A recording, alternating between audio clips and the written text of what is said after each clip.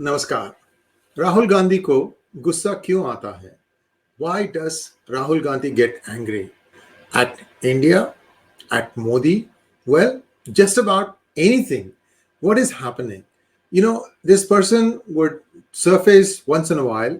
He'll take long international trips. Nobody knows where he goes. Sometimes they say that he travels on different passports. Those things don't apply to him. The fact that India has a one citizenship rule, and therefore you cannot be citizen of more than one country as far as India's laws are concerned. No, none of those things apply to him.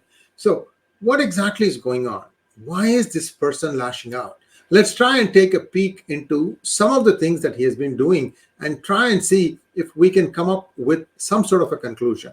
Here we go. First, he has been saying that it's RSS and Modi, that is the BJP, that is causing a lot of divisiveness in the country. You can say a lot of things, but creating divisiveness is the last thing you should be saying, because the situation on the ground is the exact opposite. It is always the Congress-controlled states that foment trouble and hope that that will flare up into a pan-India situation. This has been happening time and again.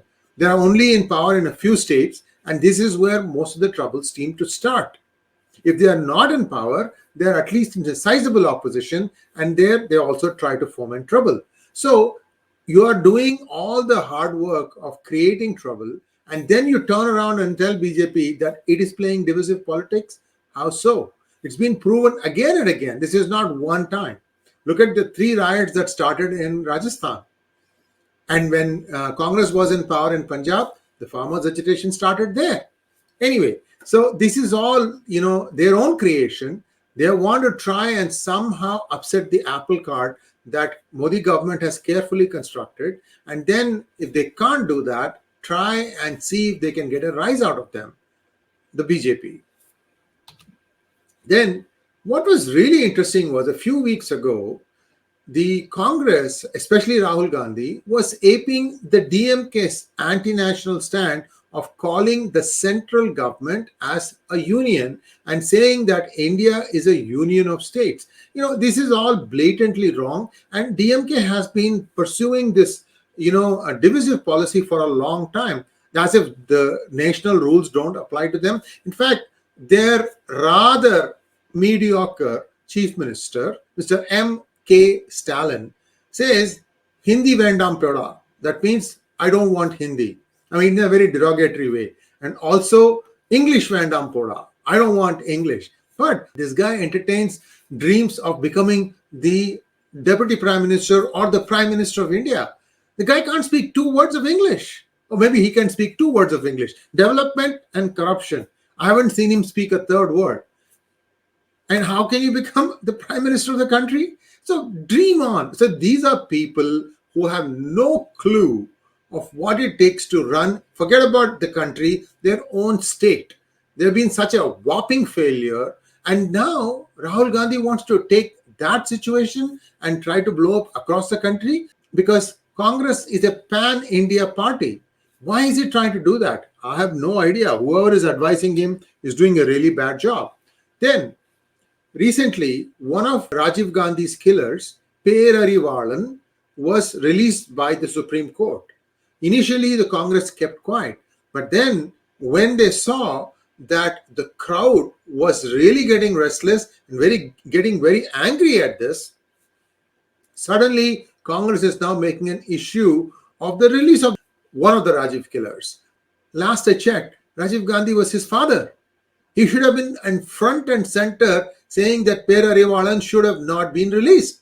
This is something that the Sonia Gandhi, Priyanka Gandhi, Rahul Gandhi family has to explain.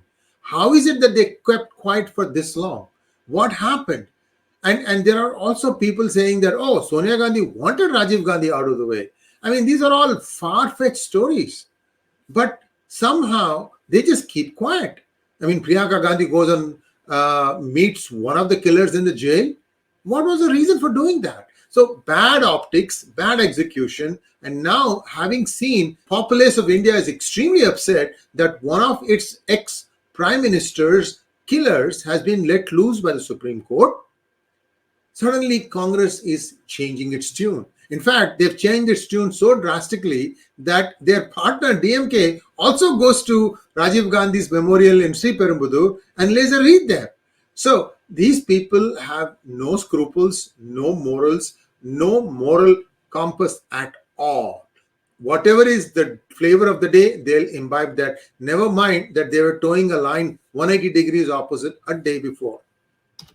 And lastly, why does Rahul Gandhi hate India so much? He says that the deep state is chewing India from within. Wait, Congress has been or was in power for 60, 62 years of the total 75 years that we are now getting close to. And during this time, it was the Congress government, successive governments, that grew this deep state. In fact, today, the deep state is one of the most loyal people of the Congress party, according to many. So, why is he now suddenly turning against the deep state? What is going on that is not meeting the eye? I have no clue. And this could be something like a rant of someone who's not very rational. Maybe, he just feels that he needs to create some noise, and any noise is okay. And especially when he's traveling abroad, he should be actually praising the country. You are like an ambassador of the country. You shouldn't be talking ill of your own country, especially a country you hope to be a prime minister of one day. However lost that hope is, that's a different matter. I have no idea what Rahul Gandhi is thinking, and I hope better sense prevails and he stops making such ridiculous, ludicrous statements in conferences outside of India. And it's even worse watching an external affairs minister, an ex-external affairs minister being part of this entourage, a CPIM leader and a RJD leader. What is going on, guys? Just the thought that Rahul Gandhi could become the prime minister is keeping people up at nights. That is how bad this person has been as an opposition member. He should have been, in front and center. Does he know that there are some things called as MPLADD funds that he can use to develop his constituency? According to reports, he never touched anything in or around Amethi when he was an MP there. Well, they booted him out. Now he's in Wayanad, and he can use those funds in Wayanad to try and help lay roads, help people in whatever little way he can. But I have not seen anything happen thus far. We have to wait and see how this plays out. But certainly the opposition looks even worse this time around than it was in 2019. Thanks for watching. Please like, share, and subscribe to our channel, and also click on the bell button for notifications. And if you think that this video was nice, there is a super thanks button that you can click and donate a amount to our cause. Thank you once again. Namaskar.